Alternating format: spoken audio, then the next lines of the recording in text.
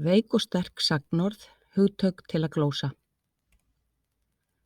Sagnorð beygjast bæði veikt eða sterkt. Við tölum að sagnorð beygjist veikt eða sterkt eftir því hvernig þátíð er mynduð hjá orðinu. Veik beyging sagnorða er þannig að þátíð er mynduð með endingu. Orðið endar á aði, þiti eða ti í þátíð. Þátíðin er þess vegna alltaf meira en eitt atkvæði, til dæmis sótti, ég klappaði í gær. Sterk beyging sagnorða er mynduð þannig að það er ekki ending á orðinu, heldur verða hljóðskipti. Eitthvað sérhljóð í orðinu breytist, til dæmis gefa verður gaf, verður a. Þátíðin hjá sterkum sögnum er alltaf bara eitt atkvæði, til dæmis bjó, sá. Sagnorð beygjast í háttum. Sagnorð eru mjög sérstök orð og haga sér ekki eins og önnur orð úr öðrum orðflokkum. Til dæmis beygjast sagnorð í háttum sem aðrir orðflokkar gera ekki. Háttur sagnorðs lýsir því hvernig við notum orðið án þess að þurfa að nota fleiri orð til að útskýra það. Dæmi. Sagnorð getur skipað. Við getum skipað fyrir með því að setja sögn í boðhátt. Farðu er sögnin að fara í boðhætti. Fullyrðing. Við getum lýst með sögninni hvað er að gerast. Gunnar fer og af þessu skiljum við að hann er að fara núna. Við getum líka notað hætti sagna til að lýsa efasemdum. Gunnar færi ef hann gæti, en þá erum við kannski ekki viss að hann fari. Hættir sagna eru samtals 6 og við skiptum þeim í 2 flokka. Í þessum kafla málefru erum við samt bara að horfa á 3 meginþætti en við komum aftur að því seinna.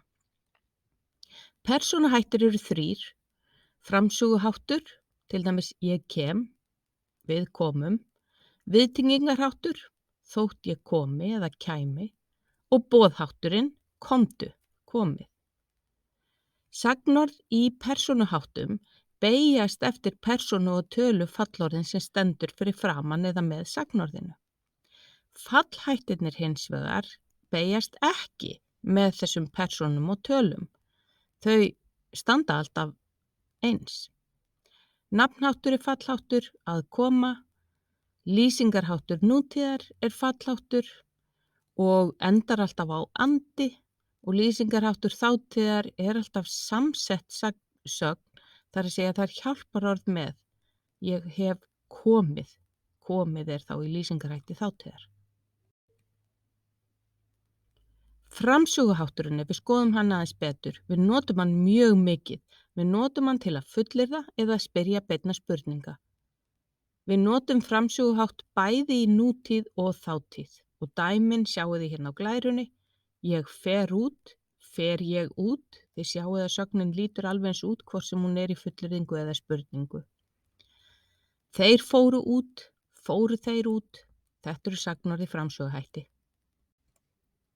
Viðtengingarhátturinn er mjög gagnlegur til að lýsa einhverju sem er ekki öruggt, efa, óskhyggju, óvissu, skilyrði eða möguleika. En hann er ekki mikið notaður og sumir haldaði með sér fram hans í útrýmingarhættu. En hann hljómar svona, ég stykki yfir og þá býr í orðalaginu ef eitthvað kæmi til. Þú stykkir ekki, nema ég myndi þvinga þig til þess. Boðhátturinn er einfaldur, hann fyrirskipar. Hann er mjög gagnlegur fyrir frekt og ráðríkt fólk, kennarar nota hann til dæmis mjög mikið. Við notum boðháttinn til að skipa öðrum fyrir. Hann beygjast ekki mikið heldur stendur alltaf í annarri persónu, eintölu og nútíð, skiljanlega að því að við notum hann til að skipa einhverjum öðrum fyrir að gera eitthvað strax. Farðu, bíddu. Stökktu, kjóstu, andaðu, elskaðu mig.